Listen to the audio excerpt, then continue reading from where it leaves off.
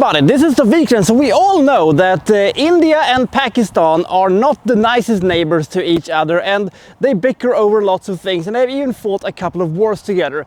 But their biggest bone of contention is without a doubt the state of Kashmir, which is the most beautiful part of India. And that is fucking saying something.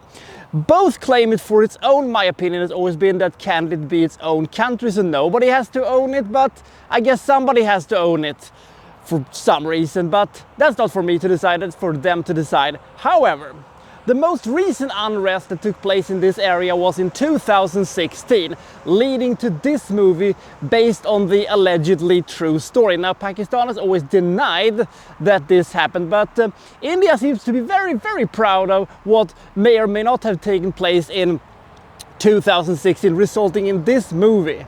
And my god, does this movie look absolute boss. But let's find out what it is about, and if you think you will like this pretty nice piece of Indian propaganda. It's a very one-sided movie, but I'm okay with one-sided movies sometimes. This is Uri, the Surgical Strike.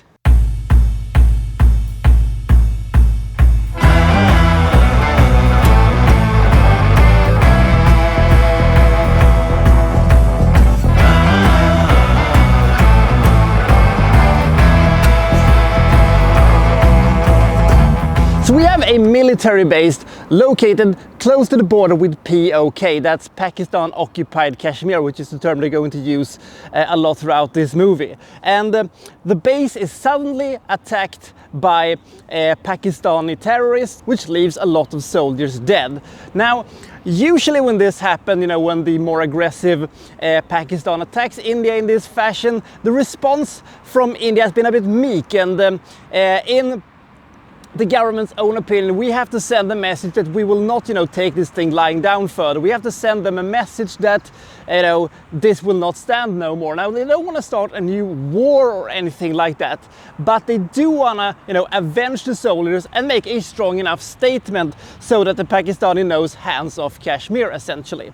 So they essentially is going to do this covert operation where, you know, special forces is going to enter the POK and destroy the launch pads from which the Pakistani launched their surprise attack on the military base, and then get the fuck out of there. That's essentially their plans. So we have this super duper soldier that is going to lead the team, but he has, you know, moved behind the desk because of wife and son related reasons. But after this thing, oh boy, he is going to, you know, pick his super duper team together, and they're going to train together, they're going to work together, they're going to function as a unstoppable unit, and they're going to go over there and they are going to avenge their brothers in arms that has fallen. That is essentially what this movie is about. It's a very simple thing. Introducing our characters, making them feel likable, introduce our Pakistani evil terrorist dudes, then have, you know, the planning and different, you know, aspects of it being planned, even a couple of very good espionage things that I very, very much appreciated, then do the attack and then see who comes out alive. It's very, very simple.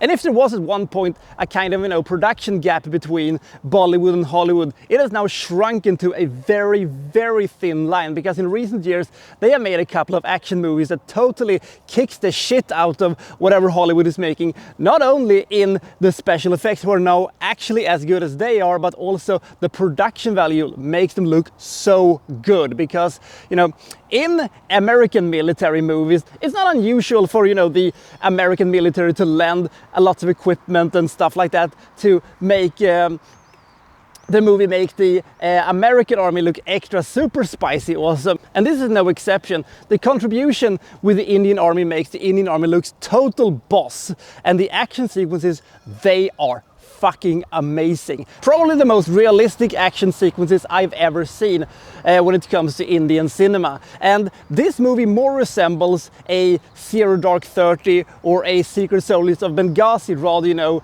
than what you usually associate Indian action movies with, you know, your RRR, your War, or your Pathan or something like that. I also appreciate the fact that they did not really go into these, side stories with romantic storylines and stuff like that. They could have done that. They had, all the tools in their arsenal to do that, but they chose not to do that, focusing more on the mission and how to do it. I really like that. So if you're looking for a more reality-based Indian movie with more hard-hitting action, with more war-esque scenarios and espionage things, you have come to the right place. I also think that this movie is very, very good when it comes to how to use the minutes. 138 minutes is an excellent time for this type of a movie. They also don't have time for, sing and dance numbers and stuff like that. So it gives the movie a bit of an edge to itself. What I did not appreciate as much was some of the awkward humor that they felt that they had to shoehorn into this thing. Fine, don't shoehorn in the romantic subplots or something like that, but could we leave the silly humor alone? This is a serious movie. Now I'm okay with it considering how good the rest of the movie is, but this feels like the sillier parts of a Michael Bay movie or anything like that. Now, as a side note, I really like Michael Bay as a filmmaker. Sure, a lot of his movies are crap, but I also think that the movies that are great are fantastically awesome and entertaining. There are also so many cliches that they throw into this one that you go almost, oh my god, you've gone too far now. And if you can stomach that, and if you can appreciate the fantastic stories being told, the suspense and the epic scope of it, this is a very, very, very good Indian action movie. I've seen better, but in its own genre, it's probably the best by far. Would I have appreciated if this movie would have been, a bit more complicated than it is, talking a little bit more about, the facts on the ground or the politics or stuff like that? Maybe, but that would probably have muddied the water of what they were going to tell for type of a story. But I like, the fact that they actually, shown some small bits of it here and there. I also would have appreciated if this movie would have been a little bit more based on counterintelligence and espionage than what it is, rather than, attack helicopters and guys with night vision goggles and traversing into ropes and all that good stuff. But there is also a couple of sequences in this movie that are so gosh darn great that I'm okay with all of this. This is a very good movie. If you've never seen it, I really recommend it.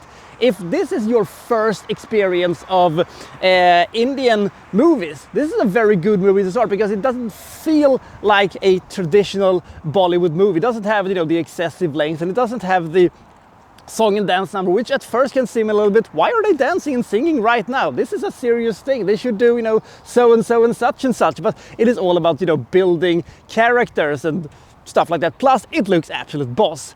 But this is a more traditionally made movie that could have been made, both in the United Kingdom or France or the United States or something like that, and it wouldn't feel out of place.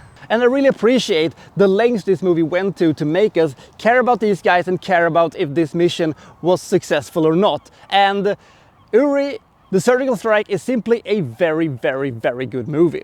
A great attention to details, a good pace, and likable characters. Uri, the Curgical Strike, gets 80 points. Great action sequences, great suspense, and the movie just looks so gosh darn amazing. If you've never seen this movie, I really recommend it. So I'll see you next time from Well So and So reviewing, well, such and such. Thank you for watching. Thank you very much.